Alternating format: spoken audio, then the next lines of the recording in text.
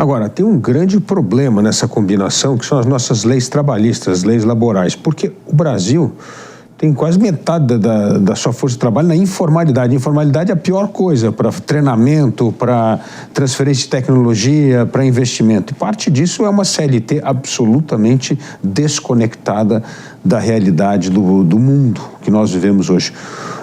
O que nós podemos fazer para ter amanhã uma legislação adequada à realidade do emprego do século XXI no Brasil, para não ter mais que ter essa legislação getulista que ainda perdura hoje no país? Pois esse de fato é um problema, é uma CLT analógica no mundo digital.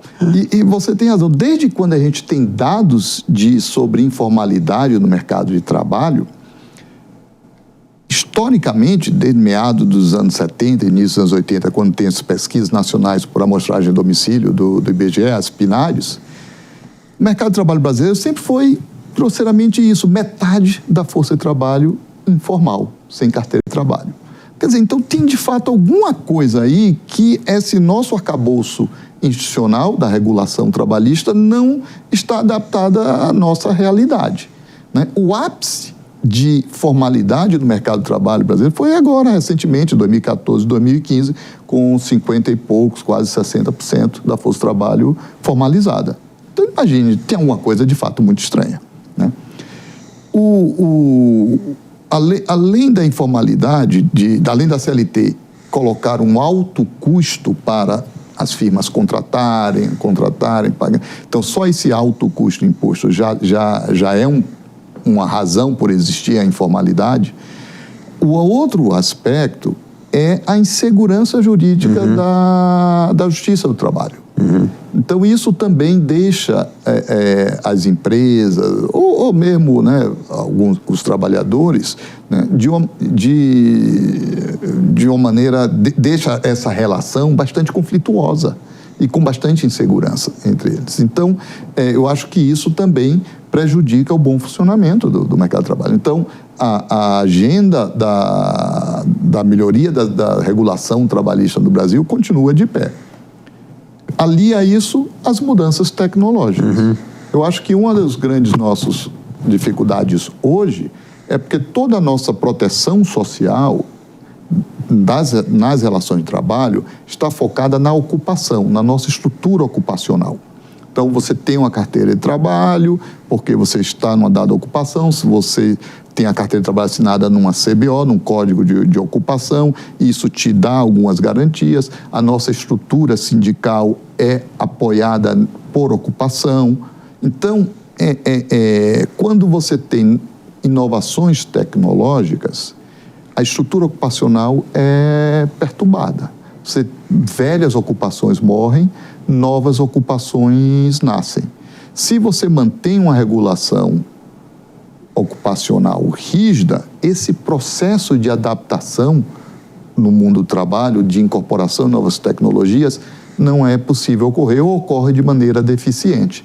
Então, isso, eu acho, dificulta o processo de transição entre ocupações e, inclusive, de proteção do trabalhador, porque a proteção fica sendo proteger a ocupação e não proteger o trabalhador.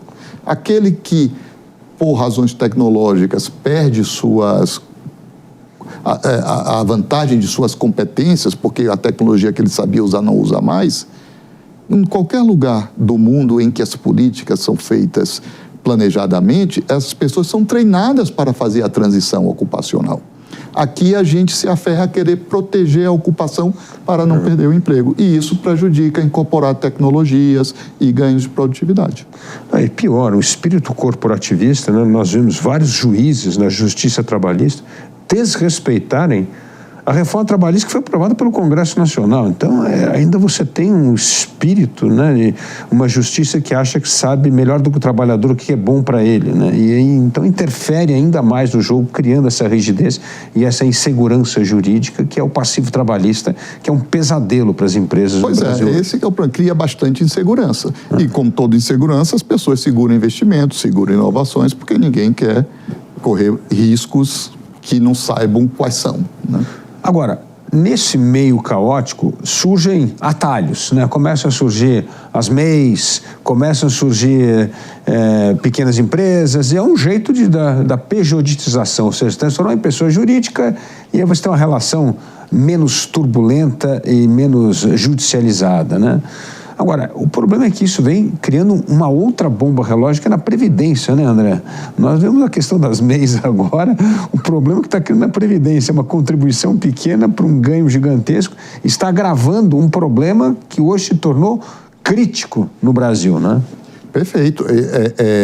Então, são aquelas situações que a gente vai criando uma soluçãozinha, tem uma distorção para resolver aquela distorção, cria uma outra distorçãozinha, e quando a gente vê, fica esses puxadinhos todos saindo e acaba sobrando o problema em algum lugar. No caso da MEI com a Previdência, é um exemplo clássico. Veja, a ideia da MEI foi uma maneira nossa, digamos assim, tupiniquim, de adaptar à nossa CLT uma relação de trabalho de alguma maneira formal. Tem um grupo de pessoas, trabalhadores informais e que, né, não são contratados com carteira ou coisa assim. Se cria, então, essa figura do MEI que, por um lado, resolve, em parte, a formalização dessas pessoas. Mas, claro, toda vez que a gente cria uma clivagem, uma cunha fiscal, se a empresa contrata uma pessoa, né, com carteira assinada e tem um custo adicional para contratá-la por impostos, contribuições, etc.